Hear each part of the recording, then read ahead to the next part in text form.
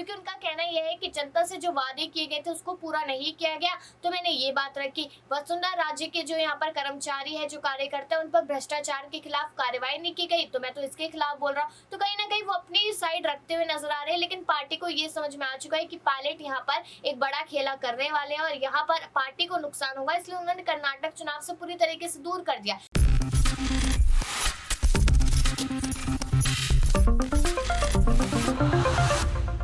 Next 9 news में आपका बहुत बहुत स्वागत है। मैं हूं आपके साथ अबरारुल हक रहमानी। मेरा खास प्रोग्राम मुद्दा आज का में आज बात करेंगे राजस्थान की सियासत की। दरअसल राजस्थान में इस समय कई मुद्दों को लेकर लगातार हम अब तक खबरें पहुंचा रहे हैं और राजस्थान की हर उस सियासी घटनाक्रम पर हमारी जो है पैनी नज़र बनी हुई है। अभी की बात करें तो जिस तरीके से सचिन पायलट ने कई मुद्दों को लेकर पार्टी के खिलाफ बयानबाजी भी की है, अनशन भी किया है और कई मुद्दों पर अभी भी माना जा रहा है कि वो फिर से पार्टी के खिलाफ उतर सकते हैं, सड़कों पर निकल सकते हैं और उनके साथ इस पूरी कड़ी में कई विधायक भी नजर आ सकते हैं। फिलहाल अगर देखा जाए तो राजस्थान के मामले का हल नहीं निकल पाना या नहीं निकाला जाना ये पार्टी की एक बड़ी कमजोरी है, या पार्टी जानबूझकर इस पूरे मामले पर किसी भी हल की तरफ आगे बढ़ना नहीं चाहती, क्योंकि जाहिर सी बात है कि अगर कोई फैसला आएगा तो वो सचिन पायलट या अशोक गहलोत दोनों में से किसी एक के खिलाफ आएगा और उससे पार्टी को सीधे तौर पर नुकसान पहुंच सकता है, क्योंकि दोनों ही नेता जो है बहुत ही अहमियत रखते हैं राजस्थान में कांग्रेस पार्टी के लिए। कई लोग ये कहते हैं कि सचिन पायलट का कांग्रेस में नहीं होना सीधे तौर पर राजस्थान में कांग्रेस का नहीं होना माना जाएगा और यही वजह है कि इस पूरे मामले पर राजनीति काफ़ी ज़्यादा गरमाई जा रही है।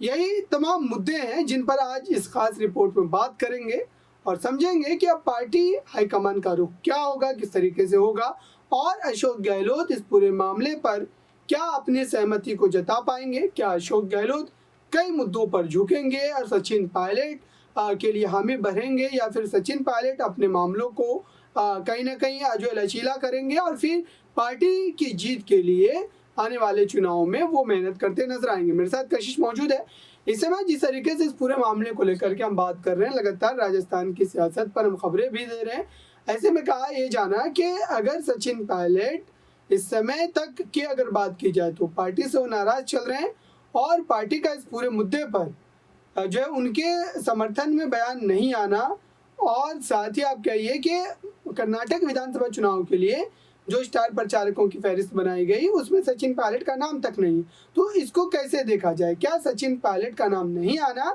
उनको सीधे तौर पर पार्टी ने एक चेतावनी दे दी है कि अगर उनके तेवर इस तरीके से रहे तो पार्टी उन्हें बाहर का भी रास्ता दिखा सकती है, या फिर कम से कम उन्हें पार्टी में जो जिम्मेदारियां लगातार मिलती रही है उनसे महरूम कर सकते हैं। बिल्कुल ये माना जा सकता है अबरार यहाँ पर, क्योंकि आप देखिए कि स्टार प्रचारक तो हमेशा बनाया ही जाता था सचिन पायलट को, और इस बार कर्नाटक विधानसभा में ये नहीं करना तो कहीं ना कहीं पायलट के लिए एक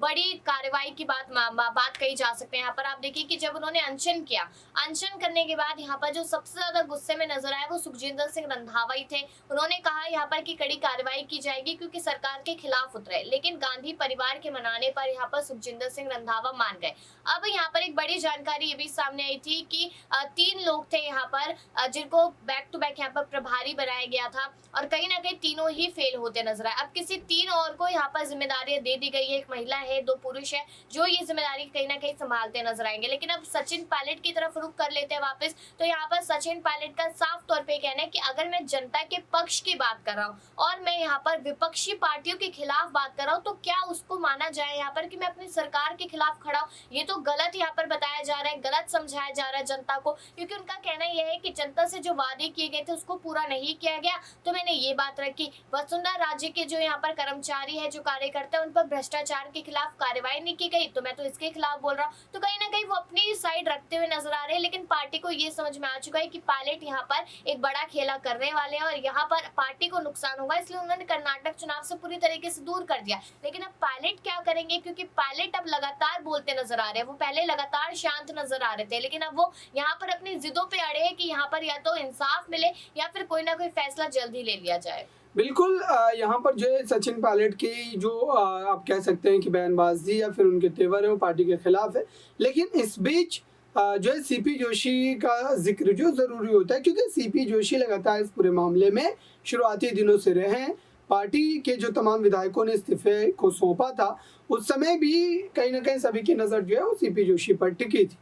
अब अगर देखा जाए तो इस समय जिस तरीके के सियासी हालात हैं, उससे क्या सीपी जोशी यहाँ पर कहीं न कहीं अपने पाले को बदल सकते हैं? क्या वो सचिन पायलट के साथ आ सकते हैं या फिर अशोक गहलोत के साथ ही बने रहेंगे? क्योंकि इससे पहले भी इस तरीके की बातें कई बार सचिन पायलट खेमे के विधायकों ने की है कि सीपी जोशी जानबूझ करके वो तमाम विधायकों का इस्तीफे को जो है स्वीकार नहीं कर रहे हैं, और इस वजह से नहीं कर रहे हैं क्योंकि अशोक गहलोत की सरकार जो गिर जाएगी। तो क्या सीपी जोशी अब इस पूरे मामले में अपने फैसलों को सुनाएंगे और क्या सचिन पायलट के समर्थन में वो जा सकते हैं? क्योंकि अब तक तो वो अशोक गहलोत के समर्थन में है। देखिए, ऐसा मुझे नहीं लगता है कि सीपी जोशी पायलट के समर्थन में जाते नजर आएंगे, क्योंकि अगर ऐसा होता तो शायद वो उसी समय ही बता देते 25 सितंबर की रात को जब ये घटना हुई थी कि इतने विधायक मेरे पास आए थे। लेकिन पहले विधायकों की संख्या 92 बताई गई थी, फिर 91 बताई गई, उसके बाद कहा गया कुछ महीनों बाद कि नहीं, वो विधायक तो 81 थे। और उसके बाद सीपी जोशी ये भी कहते नजर आए कि उनमें से कुछ विधायक ऐसे थे जिन्होंने मेरे से आके कहा कि हमसे हमारा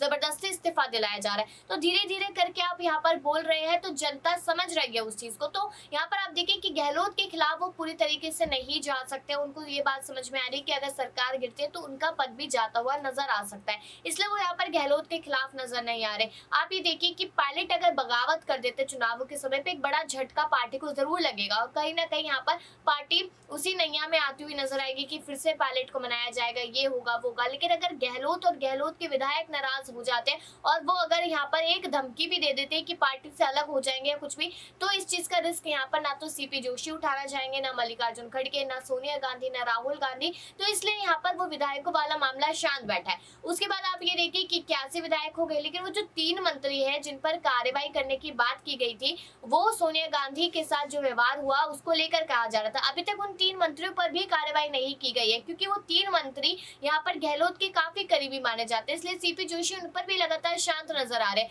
तो ये बात तो साफ है कि कुछ भी हो जाए, कोई भी सिचुएशन, पायलट के समर्थन में तो कभी जोशी उतरेंगे ही नहीं। बिल्कुल, ये तमाम मामले इस वक्त देखने को मिल रहे हैं, लेकिन एक आखिरी सवाल ये रहेगा कि पार्टी को इसका सियासी तौर पर कितना नुकसान होगा और क्या भारतीय जनता पार्टी इस पूरे मामले में बाजी मारेगी? क्योंकि लगातार राजस्थान के विकास के मुद्दों पर बात होने के बजाय पार्टी की आप कह सकते हैं कि सत्ता में आने के बाद से अशोक गहलोत सचिन पायलट के बीच जो खींचतान देखने को मिल रही है, तो इससे जो है कांग्रेस पार्टी को कितना नुकसान होगा? देखिए, कांग्रेस पार्टी को नुकसान होगा यहाँ पर। अब आप देखिए कि यहाँ पर जो कांग्रेस पार्टी ने फैसला लिया है कि किन्हीं 3 लोगों को यहाँ पर जिम्मेदारियां दी जाएगी, तो पार्टी कहीं ना कहीं ये सोच रही है कि गहलोत और पायलट के बीच में जो मामला है उसको ठंडा कर दिया जाए, क्योंकि यहाँ पर पार्टी अच्छे से समझ रही है कि अगर इनका मामला इसी तरीके से बढ़ता रहा, अंतरकलह बढ़ती रही, तो जो रिपीट की हम बात करें वो कहीं ना कहीं पूरी तरीके से खराब हो जाएगी। और देखिए, परंपरा के अनुसार देखा जाए तो बारी अब बीजेपी पार्टी की ही है, लेकिन वहीं पर अब मैदान में आम आदमी पार्टी भी उतर आई है। तो ऐसा ना हो कि कांग्रेस का हाल वही हो जाए जो